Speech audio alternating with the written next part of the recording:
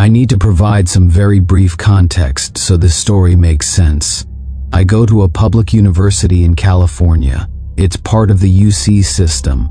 Some UCs like UCLA and Berkeley and Santa Barbara are much bigger, while others like mine are much smaller.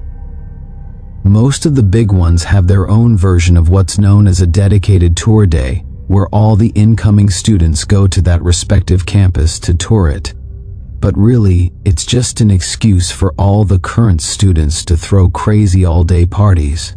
Berkeley's is called Cal Day, and Santa Barbara's is called Deltopia, just to give a few examples.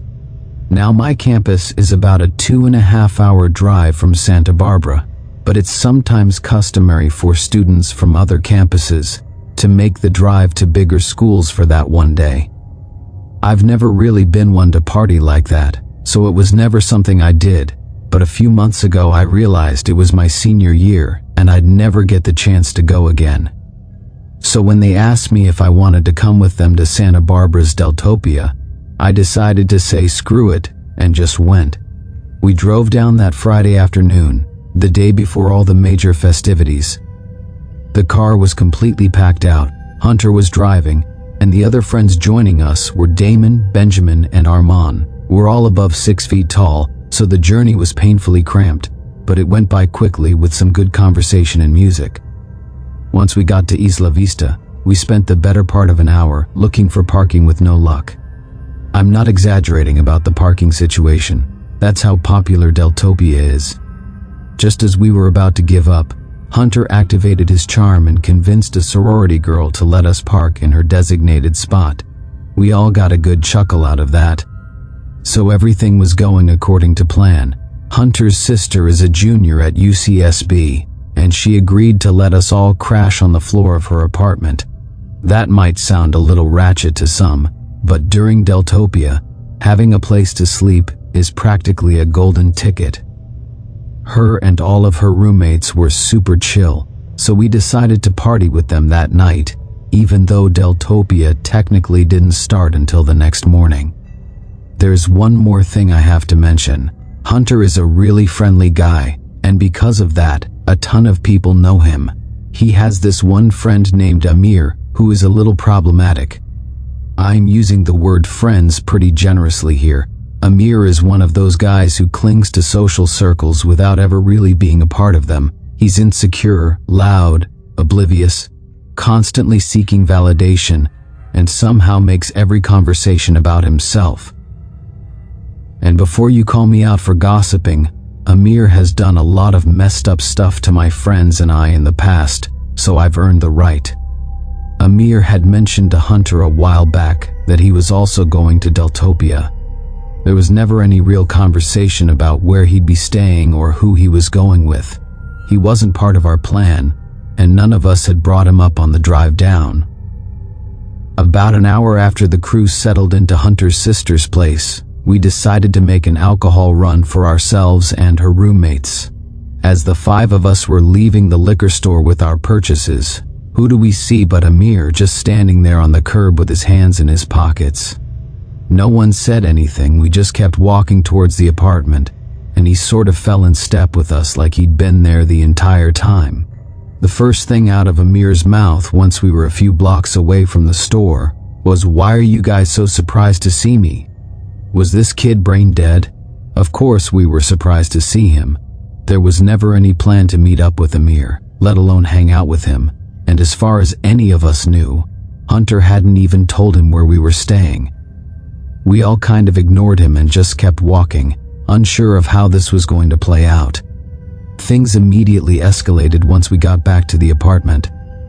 Amir asked if he could use the bathroom at our apartment, and then ran ahead of us when Hunter reluctantly agreed. When Hunter's sister answered the door, Amir walked right up to her and said, "I'm staying here," before stepping past her without waiting for a response. She obviously didn't know who Amir was, but just assumed he was part of our group.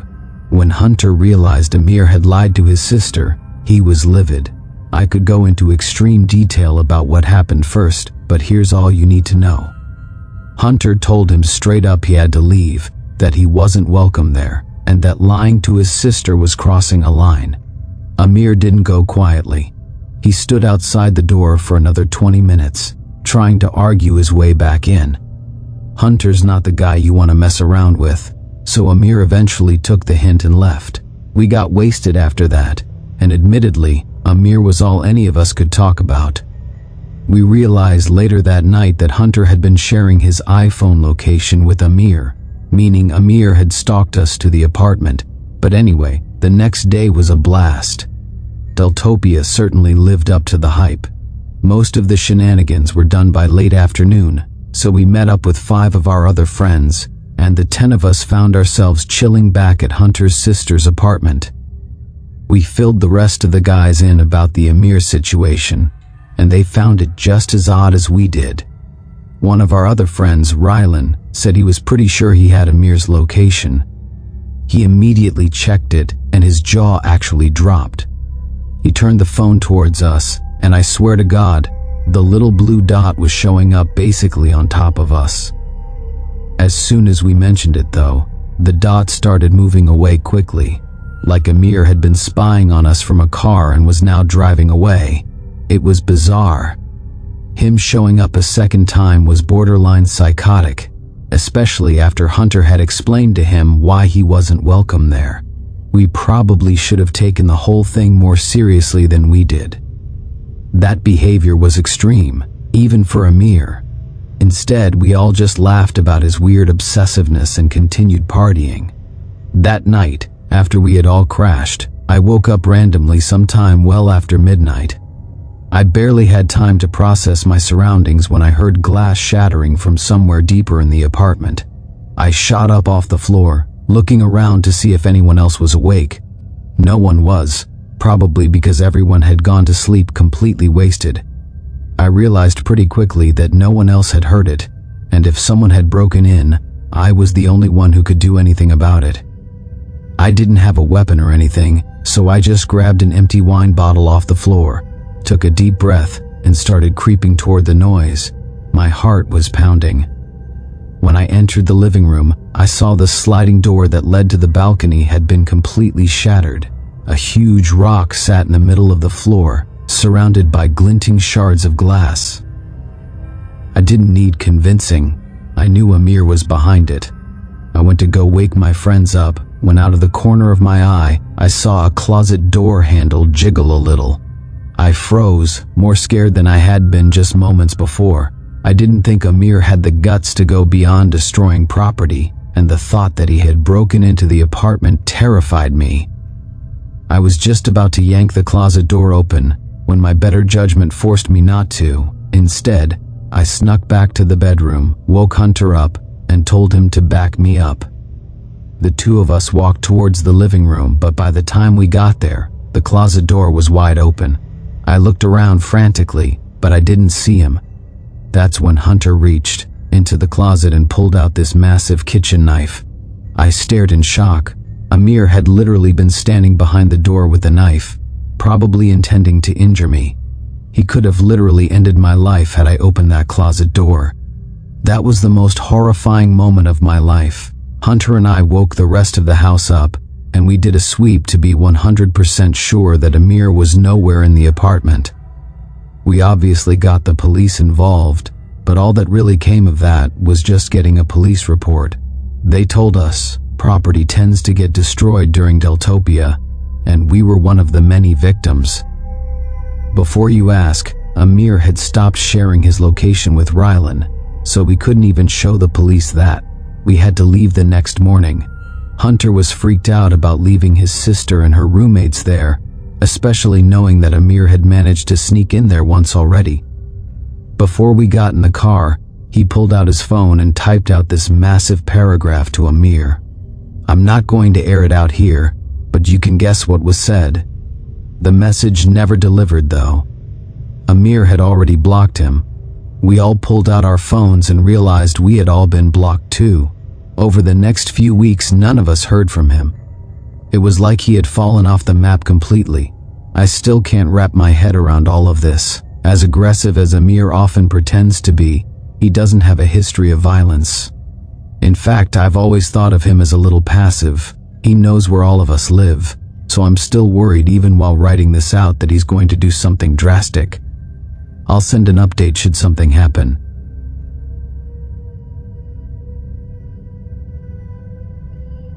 I've always been a really private person. That's part of the reason I've waited so long to put this story out there. I can't think of many worse things than this story getting traced back to me somehow. But I was recently thinking about how it would be a shame to leave this earth without circulating it. So here it goes. I just want people to know that I'm really stepping out of my comfort zone doing this. About 10 years ago, I was on a solo road trip from West Patterson, New Jersey to Fort Worth, Texas. I was on the way to visit my parents, whom I hadn't seen in a while. I'd moved out of Fort Worth years earlier and hadn't been back much since, so this trip felt overdue. Somewhere in the middle of nowhere, maybe Arkansas or the edge of Oklahoma. I can't really remember exactly. My car started acting up. I tried to ignore it for a while, but eventually, I had no choice but to pull over. There wasn't much around, just trees, open field, and a long empty road behind me. I popped the hood and started poking around, pretending I knew what I was doing. I didn't. I was just sort of killing time, but I didn't want to admit that I was basically helpless. I figured I'd poke around for a bit, and once that failed, I'd call AAA. I didn't actually have AAA, so I was really pissed because I knew they'd charge me an arm and a leg. A few minutes later, though, I heard a car pulling up behind me. It was a nondescript, white pickup truck. I remember noting to myself that it didn't have a front plate, or at least not one I could see. The driver's door opened, and a man stepped out. If I had to guess, I'd say he was in his mid-30s, maybe a little older, but worn down in a way that made him seem older than he probably was. He had curly hair and an uneven beard that looked like it hadn't been trimmed in years. He seemed like the kind of guy you could tell worked with his hands a lot, if that makes any sense. He honestly kind of looked like an older version of me. Same build, same height, same hair color, just a bit less well-groomed than I am. He walked over slowly, giving my car a once-over as he approached. He didn't ask if I needed help so much as assume it. Before I even said anything, he was already leaning over the engine like he knew what he was doing. I spoke up and told him what happened, then thanked him for stopping to help me. He told me he was a mechanic, and based on how quickly he got to work, I didn't question it. I was already thinking about how I could repay him for the help when he said something that kind of surprised me.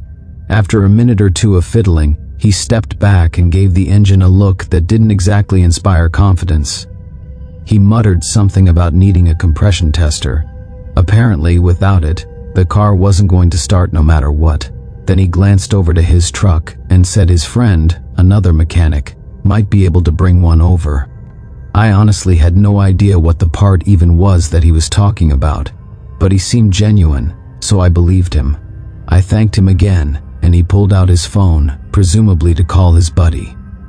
He froze up for a few seconds while looking at his phone screen, and then put his back in his pocket, saying it was dead. He then asked if he could borrow mine to make the call. I didn't even think twice about it.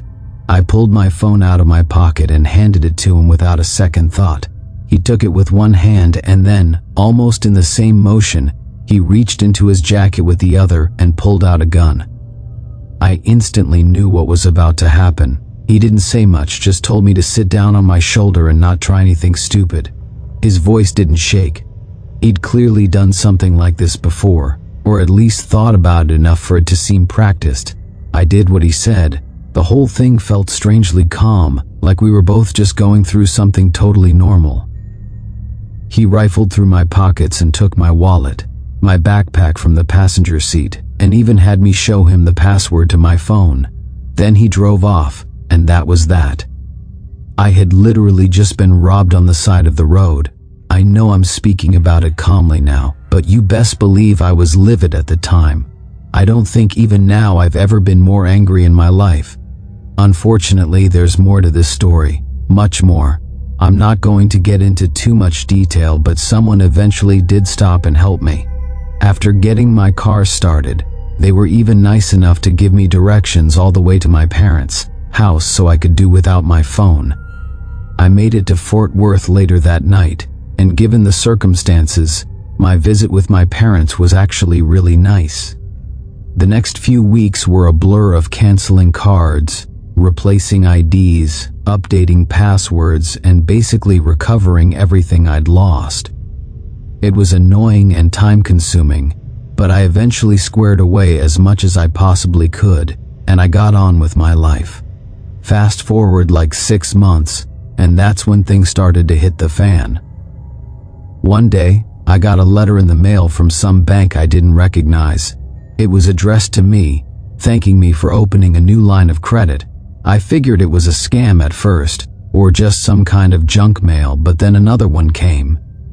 This time from Best Buy, with a card I'd supposedly opened and already racked up over $1,000 on.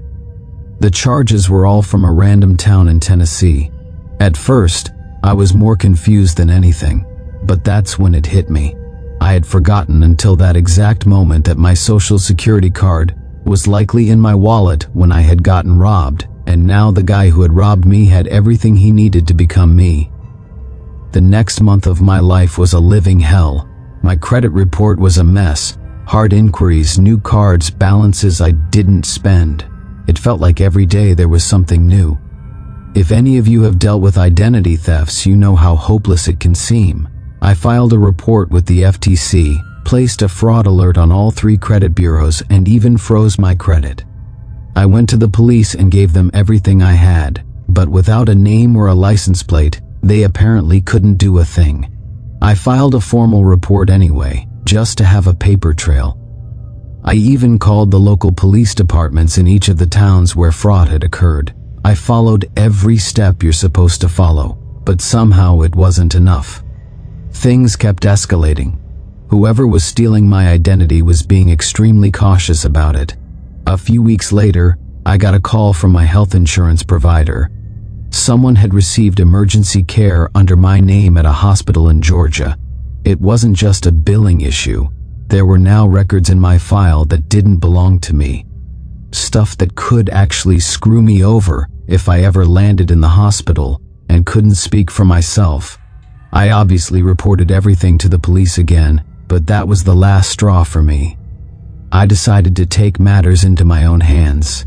From then on, I transformed my whole lifestyle and spent every ounce of my free time trying to track down the perpetrator myself. I set up Google alerts for my name and any recent cities tied to the fraud. I checked my credit report constantly. I scanned forums and dug through social media. I did everything I could think of. One night, on a whim, I decided to start checking Craigslist. I focused on cities tied to the fraud, places where chargers had shown up from or mail had come from. After looking around for a while, something caught my eye. It was a posting from Jackson, Tennessee. The listing was for a bunch of used power tools and some other miscellaneous items. I wasn't sure why it stood out to me so much, but the longer I looked, the more familiar it seemed. And then it clicked. Everything listed matched up perfectly with some of the things that had been charged to that Best Buy card. I sat there for a while, unsure what to do. Eventually, I responded to the listing, saying I was interested in a couple of the items and asked if they were still available. I debated trying to attach a tracker link or something clever, but I didn't want to spook whoever it was. If it was him, and he got even a hint that someone was onto him, he'd vanish. So I kept it simple. To my surprise, it didn't seem like the guy was onto me at all. After exchanging some emails over the next few days, he gave me a time and a public place to meet, and he told me to bring cash. The meeting was supposed to be the next day. I debated driving all the way to Tennessee myself, but I couldn't bring myself to. There's no telling what I would have done to that guy had I seen him in person a second time. So instead, I called the police department in Jackson to see if they remembered my case. They did, and I basically pleaded with them to help me out. I gave them everything I had, and damn near prayed. By some miracle, they told me the details lined up just well enough for it to be worthwhile. They said they'd at least talk to him and see if there was any information they could get out of him. The next day, after a little back and forth, I got the guy to tell me he was driving a red pickup truck. I communicated that with the police and waited. After legitimately several hours, they called me. When they told me what had happened, I wanted to drop on my knees, I swear on my life.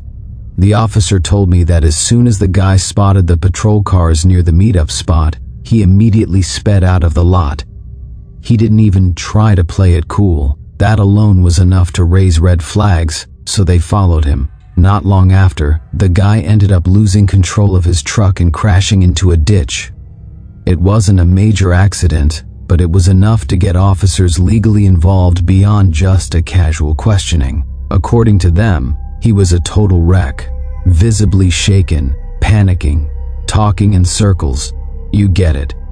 As soon as they even mentioned the Best Buy items, he folded. He didn't know where the stuff had come from, that it wasn't his, and that a friend had given it to him, and he had independently decided to resell it. It could not have been more perfect. The guy ratted out his friends, and with his cooperation, the police were able to acquire enough evidence to arrest the real perp. I have never felt more relief in my life. Like I said earlier, I'm not trying to have this traced back to me, so I'm going to keep things vague from here on out. I will say this much though, the guy who robbed me wasn't acting alone. Turns out there were 3 of them total. The craziest part is that I wasn't the only victim. From what I was told, they had been targeting travelers and isolated drivers up and down a few different interstate corridors, mostly in the south. Eventually, all 3 of them were caught, charged, and put in jail. I'm not going to say much more than that, but what I will say is, justice was served.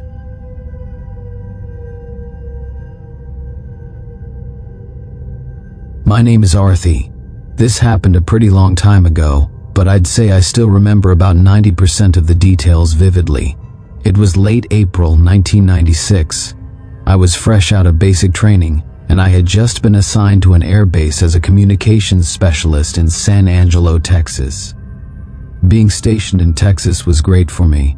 I'm originally from Mississippi, and part of the reason I enlisted in the first place was to get as far away from home as possible. I was 24 years old at the time. My closest friends on base were a guy named Seabass and a girl named Kay. I've since lost touch with them, but back then the 3 of us were inseparable. It was a warm weekend sometime in early April when Seabass proposed taking a road trip to Austin for the day to experience a change of scenery. Kay and I were also getting sick of the base life monotony, so we agreed. Kay offered to drive, so we packed her SUV with our stuff and hit the road that same afternoon. About an hour into the drive, we were on a mostly empty stretch of highway when Seabass spoke up. He asked us if we had seen the car behind us pull up from the shoulder right after we had passed.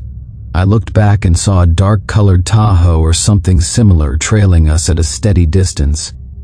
I hadn't seen it pull off the shoulder, but being as we were on the highway, it wasn't exactly the weirdest thing. But then Kay changed lanes, just to see, and the SUV followed.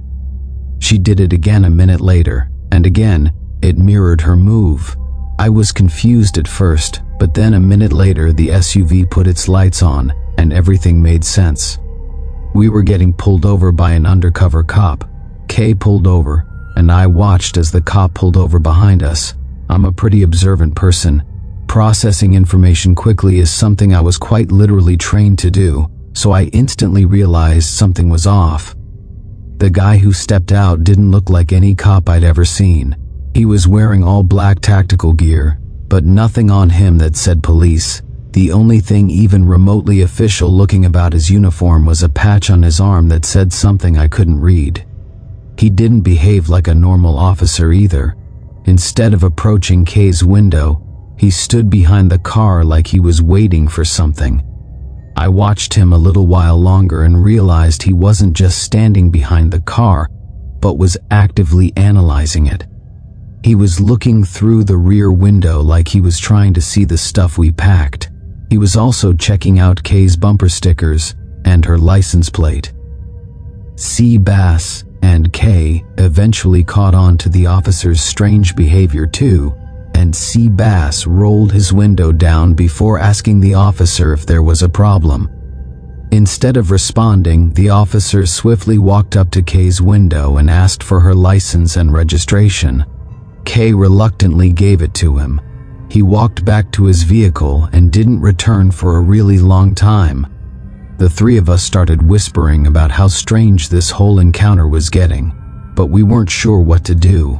After what felt like forever, the guy finally exited his car again, only this time, 2 other men stepped out with him. I could feel my heartbeat ticking up, so I did some focused breathing to keep calm. The original officer walked back up to Kay's window and asked her if her father was in the army or something. Kay asked for clarification, and the officer mentioned the U.S. military bumper sticker on the back of her car. Kay laughed and said that she was the one in the military, then turned to Seabass and I and said, "Them too." The moment Kay mentioned we were all in the military, I noticed a shift. The guy at her window didn't say anything right away, but his body language stiffened. He glanced back at the other 2 men, who were still standing near the rear of the SUV, and then he glanced back at Kay. There was a weird silence for a second, and then he just told Kay that he was letting her off with a warning and to drive more slowly. He handed back Kay's license and turned around without another word. The 3 of them got back in the car, and before Kay could even start her engine, the Tahoe pulled off and sped away. The 3 of us were dumbfounded. Seabass couldn't stop talking about how those guys weren't real officers and they would have done something shady had we all been civilians. There really wasn't much more we could do, so Kay just got back on the highway. Austin was actually a really good time, and by the time we got back to base, we had all but forgotten about the stop. It wasn't until about a week later that I was reminded of it. I was sitting in the rec room watching the local news with Seabass when a story came on that made me freeze up.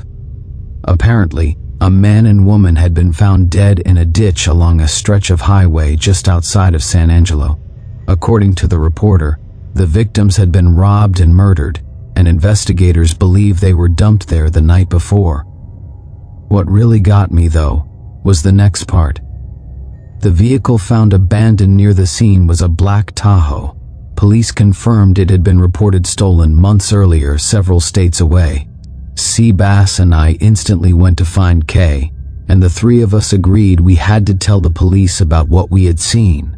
We told the police everything, and part of me felt a surge of guilt for not telling them sooner. Even to this day, I still think about how Kay's bumper sticker may have saved our lives that day. I can't help but think about how easily it could have been us in that ditch had we not been military.